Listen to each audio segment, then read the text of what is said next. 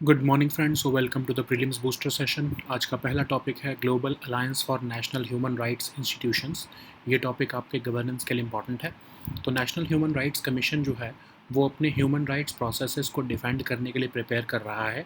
Geneva में एक meeting होने वाली है UN recognized global alliance of national human rights institutions की, जिसमें जो है सभी accredited national human rights institutions जो होते हैं कंट्रीज़ के, उनकी जो है क्रेडिटेशन की जाती है, उनको रिव्यू किया जाता है।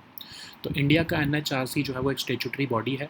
Protection of human rights act के अंदर इसको बनाया गया है। और कमीशन जो है ये एक वॉच डॉग है ह्यूमन राइट्स का इंडिया में। तो कमीशन जो है एक मल्टी मेंबर बॉडी है, जिसमें एक चेयरपर्सन होते हैं और 5 मेंबर्स होते हैं। चेयरपर्सन जो है वो एक retired chief justice of India होते हैं या फिर जज ऑफ द सुप्रीम कोर्ट होते हैं। मेंबर्स जो हैं वो या तो सर्विंग होते हैं या फिर रिटायर्ड जज होते हैं सुप्रीम कोर्ट के। चेयरपर्सन और मेंबर जो हैं वो प्रेसिडेंट द्वारा अपॉइंट किए जाते हैं on the recommendations of 6 member committee, जिसमें कि prime minister, speaker of Lok Sabha, deputy chairman of Rajya Sabha, leader of opposition दोनों हाउसेस के, और सेंट्रल होम मिनिस्टर होते हैं। चेयरपर्सन और मेंबर्स जो होते हैं उनकी 3 साल की टर्म होती है, या फिर जब तक उनकी 70 साल तक एज नहीं हो जाती। ठीक है। तो चेयरपर्सन और मेंबर्स जो हैं वो ऑफ कोर्स एलिजिबल होते हैं रीअपॉइंटमेंट के लिए भी। अब जो ये ग्लोबल अलायंस है, ये एक ऑर्गेनाइजेशन है जो कि UN high commissioner for human rights से एफिलिएटेड है। एक global network of national human rights institutions जो है ये होल्ड करती है। और इसका प्रिंसिपल यही है कि ये यूनाइट, प्रमोट और स्ट्रेंथन करना चाहती है नेशनल ह्यूमन राइट्स इंस्टीट्यूशंस को। अक्रेडिटेशन के बारे में अगर हम देखें तो जो सब कमेटी ऑन अक्रेडिटेशन है वो रिव्यू करती है एनएचआरआई को हर 5 साल में। और जो है सभी कंट्रीज़ के ऑफकोर्स, और peer reviewed based accreditation process होता है। ये देखा जाता है कि क्या जितनी भी नेशनल ह्यूमन राइट्स इंस्टीट्यूशंस हैं वो पेरिस प्रिंसिपल्स को कंप्लाई करते हैं कि नहीं। पेरिस प्रिंसिपल्स क्या हैं कि मिनिमम स्टैंडर्ड्स हैं जो कि ह्यूमन राइट्स इंस्टीट्यूशंस को फॉलो करने ही होते हैं अगर वो अपने आप को क्रेडिबल समझाना बताना चाहते हैं। तो नेशनल ह्यूमन राइट्स इंस्टीट्यूशंस जो है उनको असेस किया जाता है कि क्या वो पेरिस प्रिंसिपल्स को कंप्लाई कर रहे हैं, और अगर होता है ऐसा तो वो उनको ए स्टेटस मिलता है, और अगर जो पार्शली कंप्लाई कर रहे होते हैं उन्हें बी स्टेटस मिलता है। जो एक्रेडिटेशन स्टेटस है कंट्री की ability to vote at UN human rights council को अफेक्ट करता है, और कई ह्यूमन जनरल असेंबली बॉडीज़ में भी अफेक्ट देता है। इंडिया को ए स्टेटस मिला था पहली बार 1999 में, फिर उसके बाद 2006 में, 11 में, 17 में ये जो है स्टेटस इंडिया ने मेंटेन किया। अब अगर हम रीसेंट स्टेटस देखें तो 2023 में इंडिया के स्टेटस के ऊपर होल्ड लगा दिया गया था, क्योंकि ये कहा गया था कि इंडिया का जो एनएचआरसी है उसमें जो कॉम्पोजिशन है उसमें कुछ पुलिस पर्सोनल भी आ गए हैं ह्यूमन राइट्स इन्वेस्टिगेशन करने के लिए। जेंडर और माइनॉरिटी रिप्रेजेंटेशन भी कम है उसमें। ठीक है। तो कमेटी, जो रिव्यू कमेटी थी, उसने 2023 में कहा कि आपका जो पुलिस ऑफिसर्स हैं अगर वो इन्वेस्टिगेटिव प्रोसेस में आ जाएंगे तो वो तो कॉन्फ्लिक्ट ऑफ इंटरेस्ट हो गया। प्लूरलिज्म और जेंडर रिप्रेजेंटेशन भी जो है वो भी उसकी भी कमी दिखाई गई इसमें कमेटी में। ठीक है। एनएचआरसी जो है वो कंडीशंस भी सही से नहीं बना पाया इंडिपेंडेंट ऑपरेट करने के लिए गवर्नमेंट से इंटरफेरेंस के। ठीक है। तो इसीलिए जो है डाइवर्सिटी ऑफ सोसाइटी को जो है वो रिफ्लेक्ट करना ज़रूरी है एनएचआरसी में, ऐसा कमेटी ने कहा है। नेक्स्ट हम टॉपिक देखते हैं performance of rupee over the last 10 years. ये टॉपिक इकोनॉमी के लिए इंपॉर्टेंट है। तो बिटवीन अप्रैल 2014 और अभी तक इंडिया का जो रुपी है वो यूएस डॉलर के हिसाब से 27.6% डेप्रिशिएट हुआ है। और अगर हम इसी को ही देखें रुपी की डेप्रिसिएशन अप्रैल 2004 से अप्रैल 2014, मतलब जब यूपीए गवर्नमेंट थी, तब 26.5% डेप्रिशिएट हुआ था। ठीक है। तो मतलब ऑलमोस्ट सिमिलर ही डेप्रिसिएशन देखने को मिली है दोनों यूपीए और एनडीए के टेन्योर में। तो स्ट्रेंथ और वीकनेस ऑफ रुपी जो है वो फंक्शन ऑफ एक्सचेंज रेट होता है, सिर्फ यूएस डॉलर के हिसाब से नहीं बल्कि बाकी करेंसीज़ के हिसाब से भी। तो इसको कैलकुलेट कैसे करते हैं? इफेक्टिव एक्सचेंज रेट के हिसाब से। अब ये इफेक्टिव एक्सचेंज रेट क्या होता है? जैसे सीपीआई का इंडेक्स होता है वैसे ही ये ईईआर भी एक इंडेक्स है जिसमें weighted average of rupee exchange rate जो है वो मेजर किया जाता है इंडिया के बाकी मेजर ट्रेडिंग पार्टनर्स की करेंसीज़ के हिसाब से। तो करेंसी वेट्स दे दिया जाता है उन पर्टिकुलर करेंसीज़ को जिसके साथ जितना इंडिया ट्रेड करता है, उसके हिसाब से फिर इंडियन रुपी की जो है वैल्यू को डिटरमिन किया जाता है। तो नॉमिनल ईईआर में क्या होता है? आरबीआई जो है वो रुपी को एक बास्केट ऑफ 6 करेंसीज़ और एक अलग से 40 करेंसीज़ की बास्केट के साथ जो है वो मेजर करता है। जो 6 करेंसीज़ की बास्केट है उसमें US dollar, euro, Chinese yuan, British pound, Japanese yen और हांगकांग डॉलर आते हैं। ठीक है। तो NER इंडाइसिस जो है उसका जो बेस ईयर है वो 2015 और 16 है, और ये मूवमेंट जो एक्सटर्नल वैल्यू में हो रही है इंडियन रुपी की उसको कैप्चर करता है। अब रियल EER क्या होता है? बेसिकली इन्फ्लेशन एडजस्टेड है, ये सिंपल है ना, जो नॉमिनल EER जो कि इन्फ्लेशन एडजस्टेड है। तो NEER और REER डेटा क्या शो कर रहा है? तो इंडिया की रुपी के जो 40 करेंसी बास्केट के साथ कंपैरिजन है उसमें इंडियन रुपी जो है 32.2% जो है वो फॉल हुआ है। रुपी का जो एवरेज एक्सचेंज रेट है डॉलर के हिसाब से वो 45.7% जो है वो कम हुआ है उसी पीरियड में। ठीक है, 2004 से लेकर 2024 के बीच में, मतलब पिछले 20 सालों में रुपी जो है, अगर हम देखें तो रियल टर्म्स में ओवर टाइम वो स्ट्रेंथन हुआ है अगर हम इन्फ्लेशन एडजस्ट करें तो। ठीक है, सो नेक्स्ट हम टॉपिक देखते हैं, national centre for good governance. ये टॉपिक भी गवर्नेंस के लिए इंपॉर्टेंट है। तो बायलैटरल डिस्कशंस चल रही हैं कि क्या national centre for good governance India और Bangladesh ministry of public administration के बीच में MOU को रिन्यू किया जाए 2024 से 29 के बीच में। तो national centre for good governance एक ऑटोनॉमस इंस्टीट्यूट है department of administrative reforms and public grievances के अंडर। इसको सेटअप किया गया था असिस्ट करने के लिए, गवर्नेंस रिफॉर्म्स लाने के लिए। तो ये पॉलिसी जो है रेलिवेंट रिसर्च और प्रिपेयर करता है केस स्टडीज़ को। ठीक है, तो इसका ओरिजिन अगर हम देखें तो national institute of administrative research से इसका जो है वो ओरिजिन है, और इसको 1995 में लबासना द्वारा जो है वो सेटअप किया गया था। तो ये एक नेशनल रिपोजिटरी का काम करता है बेस्ट प्रैक्टिसेस कंट्री में जो है गवर्नेंस को, गुड गवर्नेंस लाने के लिए। जो इसकी अफेयर्स होते हैं वो एक गवर्निंग बॉडी देखती है ओवरऑल सुपरिटेंडेंस और डायरेक्शन, जो कि हेडेड बाय होती है कैबिनेट सेक्रेटरी। जो डायरेक्टर जनरल हैं, चीफ एग्जीक्यूटिव ऑफ NCGG, वो इसके member secretary of the governing body की तरह काम करते हैं। जो इसके हेड ऑफिस है वो न्यू दिल्ली में है, और इसकी ब्रांच ऑफिस जो है वो मसूरी में है। ठीक है, नेक्स्ट हम टॉपिक देखते हैं बूथ कैप्चरिंग। ये टॉपिक पॉलिटी के लिए इंपॉर्टेंट है। तो बूथ कैप्चरिंग जो है वो एक करप्ट प्रैक्टिस बनकर सामने आई है RPA 1951 के अंदर। तो बूथ कैप्चरिंग होती क्या है? सेक्शन 135A ऑफ RPA इसको डिफाइन करता है कि कोई भी अगर कोई पोलिंग स्टेशन को सीज़ कर लेता है, पोजेस कर लेता है पोलिंग स्टेशन को, इंटिमिडेट करता है या थ्रेटन करता है किसी भी इलेक्टर को या वोटर को, काउंटिंग प्लेस को सीज़ कर लेता है, या गवर्नमेंट सर्विस जो है में किसी भी पर्सन की इन्वॉल्वमेंट देखी जाती है ऐसी एक्टिविटी करते हुए, उसको हम बूथ कैप्चरिंग कहेंगे। तो ये पनिशेबल है कम से कम 1 साल के लिए, और अगर गवर्नमेंट सर्वेंट ऐसा करता है तो 5 साल तक के लिए उनको जो है ये पनिशेबल होता है। तो अगर ऐसा हो जाता है बूथ कैप्चरिंग तो फिर पोलिंग जो है उसको वॉइड कर दी जाती है और दोबारा से पोल किया जाता है एक न्यू डेट पर। नेक्स्ट हम टॉपिक देखते हैं Raja Ravi Varma. Topic art and culture के लिए इंपॉर्टेंट है। तो फर्स्ट ट्रू कॉपी जो है इंदुलेखा पेंटिंग की जो राजा रवि वर्मा ने बनाई थी वो अनवील की गई है किलीमनूर पैलेस केरला में। तो राजा रवि वर्मा एक इंडियन पेंटर और आर्टिस्ट थे। इनका असली नाम रवि वर्मा कोयल थम्पुरन था, और ये किलीमनूर पैलेस में बॉर्न हुए थे, erstwhile princely state of Travancore में, जो कि केरला में थी। ये अपनी अमेजिंग पेंटिंग्स के लिए फेमस हैं, मेनली जो पुराण के आसपास इन्होंने पेंटिंग बनाई है, और ग्रेट इंडियन एपिक्स महाभारत और रामायण के ऊपर भी इन्होंने पेंटिंग्स बनाई हैं। इनके कुछ फेमस वर्क्स हैं Damayanti talking to a swan, Shakuntala looking for Dushyant, Nair lady adorning her hair, and Shantanu और मत्स्यगंध। तो ये पर्शियन और मुगल स्कूल से बहुत इंस्पायर्ड थे। पहले इंडियन थे जिन्होंने वेस्टर्न टेक्निक्स का और पर्सपेक्टिव्स का यूज़ किया पेंटिंग्स के स्टाइल्स, सब्जेक्ट्स और थीम्स में। यूरोपियन एकेडमिक आर्ट को इन्होंने इंडियन सेंसिबिलिटी और आइकॉनोग्राफी के साथ जो है वो ब्लेंड किया, और one of the first Indian artist थे जिन्होंने ऑयल पेंट्स का यूज़ किया। मैथोलॉजिकल कैरेक्टर्स और इंडियन रॉयल्टी को ये अपनी पेंटिंग्स में ऑफन डिपिक्ट करते थे। इनको इवन अवार्ड भी मिला अपनी पेंटिंग के लिए वियना में 1873 में, और 1904 में वॉइस रॉय लॉर्ड कर्जन ने इनको केसरे हिंद गोल्ड मेडल भी दिया था किंग एम्परर के बिहाफ पर। नेक्स्ट हम टॉपिक देखते हैं क्रिटिकल मिनरल समिट। ये टॉपिक आपके इकोनॉमी के लिए ही इंपॉर्टेंट है। तो मिनिस्ट्री ऑफ माइंस जो है वो 2 डे क्रिटिकल मिनरल समिट जो है वो होल्ड करने वाली है। तो क्रिटिकल मिनरल समिट ऑर्गेनाइज की जाती है मिनिस्ट्री ऑफ माइंस द्वारा कोलैबोरेशन में Shakti, sustainable energy foundation, council on energy, environment and water और Indian institute of sustainable development के बिहाफ पर। तो ये कई तरह के इंडियन और इंटरनेशनल स्टेक होल्डर्स को इकट्ठा करती है, और increasing demand of critical raw materials को एड्रेस करने की कोशिश करती है। मिनिस्ट्री ऑफ माइंस ने आइडेंटिफाई किए 8 की mineral for focus at the summit, जो कि हैं glauconite, lithium, chromium, platinum, graphite, tungsten और जो है वेनेडियम। ठीक है, तो अगर हम क्रिटिकल मिनरल्स के बारे में देखें तो ये एक मेटालिक या नॉन मेटालिक एलिमेंट हैं जिनके 2 कैरेक्टरिस्टिक्स होते हैं जो कि एसेंशियल होते हैं for the functioning of our modern technologies.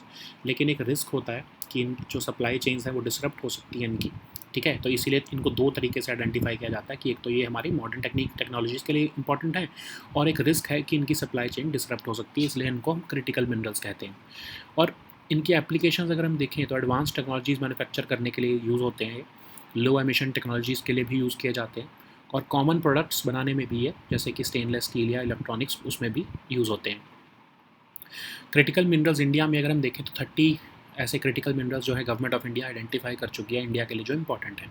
Okay, next हम टॉपिक देखते हैं ग्रीन टैक्सोनॉमी। ये टॉपिक आपके इन्वायरमेंट और इकोनॉमी दोनों के लिए इंपॉर्टेंट है। आरबीआई और फाइनेंस मिनिस्ट्री जो है वो डेवलपिंग वर्ल्ड, खासकर एशियान से जो है इंस्पिरेशन ले सकती है कि कैसे ग्रीन टैक्सोनॉमी को लेयर किया जाए, जो कि एक लिविंग डॉक्यूमेंट होता है, वो बार बार अपडेट होता रहता है। ग्रीन टैक्सोनॉमी क्या होता है? एक ऐसा फ्रेमवर्क जो कि डिफाइन करता है कि कौन से इन्वेस्टमेंट्स इन्वायरमेंटली सस्टेनेबल हैं। तो इसमें क्लासीफाई किया जाता है एक सिस्टम में कि कौन सी इकोनॉमिक सिस्टम्स और असेट्स को ग्रीन और इन्वायरमेंटली सस्टेनेबल माना जाएगा। तो बार बार इसको अपडेट किया जाता है। तो इससे क्या होता है कि जब आप बता देते हो कि कौन सी इन्वेस्टमेंट्स ग्रीन इन्वेस्टमेंट्स हैं, तो इससे ग्रीन वॉशिंग रुक जाती है। ग्रीन वॉशिंग मतलब झूठ बोलना कि आप अपने इन्वेस्टमेंट को या अपने प्रोडक्ट को इन्वायरमेंटली सस्टेनेबल दिखाते हो झूठ बोलकर। ठीक है, इन्वेस्टर्स जो हैं वो इससे इन्फॉर्म डिसीजन भी ले पाएंगे कि उनको पता लग जाएगा कि कौन सी रिकॉग्नाइज्ड ग्रीन इन्वेस्टमेंट्स हैं, और अपनी इन्वेस्टमेंट को सस्टेनेबल एक्टिविटीज़ और असेट्स के थ्रू की तरफ वो चैनलाइज भी कर सकेंगे। तो ये सभी तरह के गोल्स ऑफ क्लाइमेट मिटिगेशन और अडेप्टेशन को जो है इंक्लूड करती हैं, सभी तरह की टैक्सोनॉमीज़, ग्रीन टैक्सोनॉमीज़। और कम से कम एक इन्वायरमेंटल ऑब्जेक्टिव अगर कोई पूरा कर रही है कोई एक्टिविटी, तो वो ग्रीन टैक्सोनॉमी की लिस्ट में आ जाती है। तो टैक्सोनॉमीज़ जो है उसमें do not significant harm criteria और सोशल सेफगार्ड दोनों को जो है वो इंक्लूड किया जाता है। सम टैक्सोनॉमीज़ जो है वो डिफ़ाइन करती हैं कि कौन क्या ग्रीन है और क्या नहीं है, और कई तो सिर्फ ट्रैफिक लाइट अप्रोच फॉलो करती है, मतलब कि ग्रीन, एम्बर और रेड में क्लासीफाई किया जाता है इन्वायरमेंटल सस्टेनेबिलिटी को। मतलब ग्रीन वाली ज़्यादा ग्रीन इन्वेस्टमेंट मानी जाती है, एम्बर में मतलब कि डाउट है अभी कि मतलब कंडीशनल इसको हम ग्रीन इन्वेस्टमेंट मानेंगे, जो रेड है उसको हम नहीं मानते। ठीक है, ग्रीन वॉशिंग क्या होता है जैसे आपने भी ऊपर देखा, तो इसमें आप एक फॉल्स इंप्रेशन दे रहे हो कोई कंपनी की, या फिर मिसलीडिंग इन्फॉर्मेशन दे रहे हो अपने प्रोडक्ट को इन्वायरमेंटली साउंड बताने के लिए। तो इसमें कंज्यूमर्स को धोखा दिया जाता है, उनको बिलीव करवाया जाता है कि उनके जो प्रोडक्ट्स हैं कंपनी के वो इन्वायरमेंटली फ्रेंडली हैं। तो वीक क्लेम्स दिए जाते हैं, कोई रियल डेटा नहीं दिया जाता है या साइंटिफिक वैलिडेशन नहीं होती है उनके क्लेम्स की, और उसको हम कहते हैं ग्रीन वॉशिंग। ठीक है, so now let us see all these topics in English.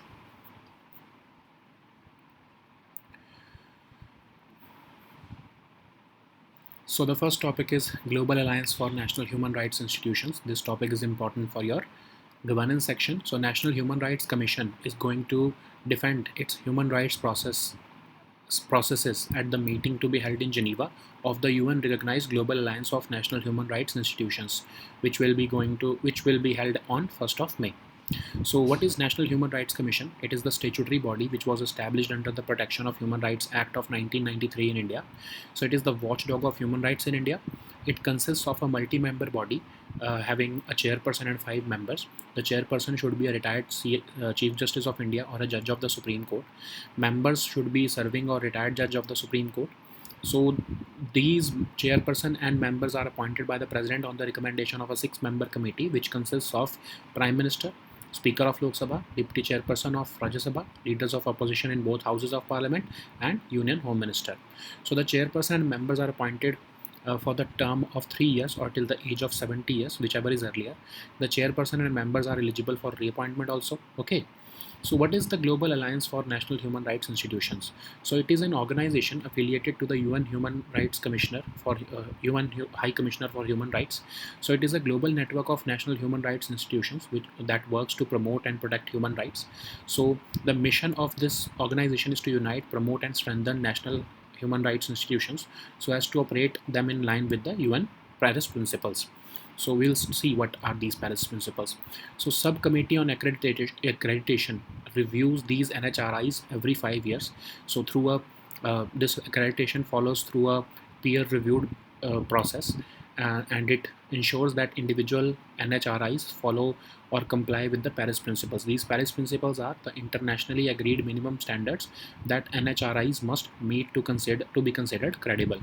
So NHRIs are assessed as complying with Paris principles. They are accredited with A status, and those who partially comply with it, they are given the B status.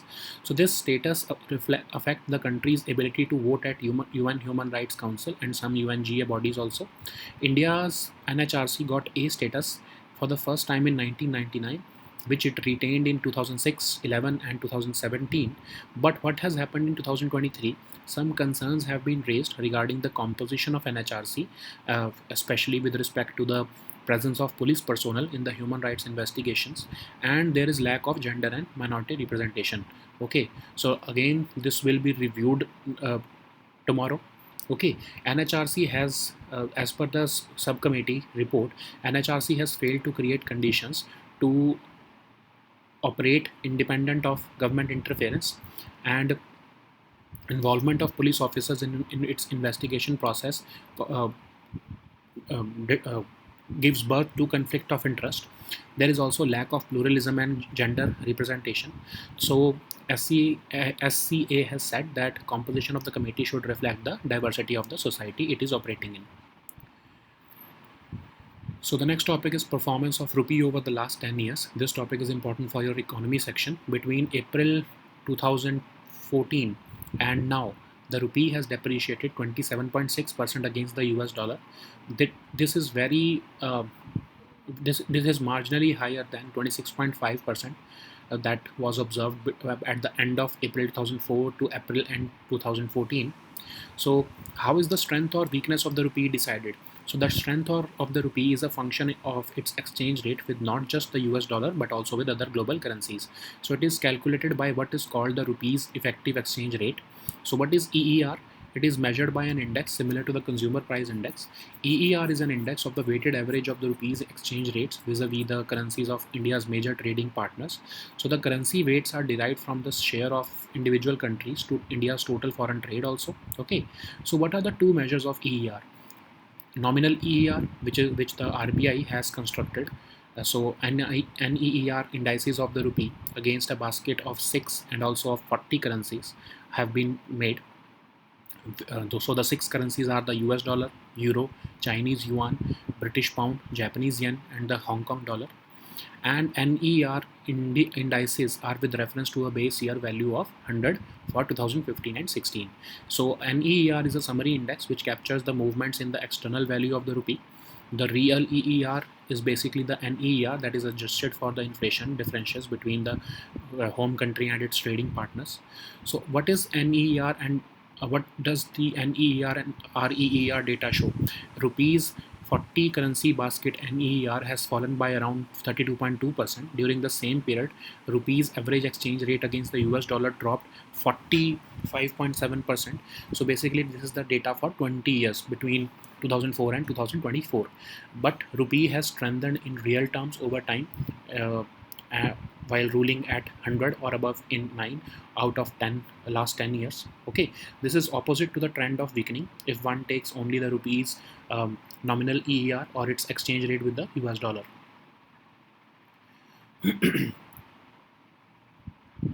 So the next topic is National Center for Good Governance. This topic is important for your governance section. So there are bilateral discussions regarding renewal of MOU between the National Center for Good Governance India and Bangladesh Ministry of Public Administration for the period of 2024 to 2029. So what is National Center for Good Governance? So it's an autonomous institute under the aegis of Department of Administrative Reforms and Public Grievances. So it has been set up to assist in bringing about governance reforms. It also carries out policy relevant research and prepare case studies. So it traces its origin to the National Institute of Administrative Research, which was set up in 1995 by Labasna. and it functions as a national repository on information on best practices so as to promote good governance. So the affairs of the NCGG are managed by the overall superintendence and direction of the governing body, which is headed by the cabinet secretary. So Director General, who is the chief executive of NCGG, acts as the member secretary of the governing body. So the head office of NCGG is located at New Delhi and the branch office at Mussoorie.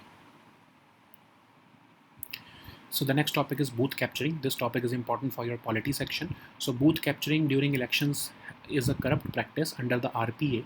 So booth capturing has been defined under section 135A of the RPA, which says any of the activities will be declared as booth capturing. So seizure of polling station, taking possession of a polling station, intimidation or threatening of any elector or voter, seizure of any counting place, involvement of any person in government service in any of the above activities. So that it is punishable for a term not less than 1 year. But if it is done by a government servant, then this term extends to 5 years. So once booth capturing is proved, then the polling is declared void and a fresh poll is declared on a new date. So the next topic is Raja Ravi Verma. This topic is important for your art and culture section. So the first true copy of painting Indulekha by Raja Ravi Verma will be unveiled at the Kilimanur Palace, Kerala. So Raja Ravi Verma was an Indian painter and artist. He was born as Ravi Verma Koil Thampuran of Kilimanur Palace in the erstwhile princely state of Travancore. He is known for his amazing paintings, which revolve mainly around the Purans and the great Indian epics, the Mahabharata and Ramayana. So his most famous work includes the Damayanti talking to a swan, Shakuntala looking for Dushyant, Nair lady adorning her hair, and Shantanu and Matsyagandha. Okay, so the paintings of Indian artists before Raja Ravi Verma's paintings, the paintings of Indian artists were greatly influenced by Persian and Mughal schools, but he was the first Indian to use Western techniques of perspectives and composition of, and in the subjects, styles, and themes of his paintings. So he fused the European academic art with Indian sensibility and iconography. He was one of the first Indian artists to use oil paints also. So he depicted mythological characters and Indian royalty in a realistic style. Okay, he received widespread acclaim after he won an award and for an exhibition of his paintings at Vienna in 1873. In 1904, Viceroy Lord Curzon, on behalf of King Emperor, also bestowed him with the Kesari Hind Gold Medal.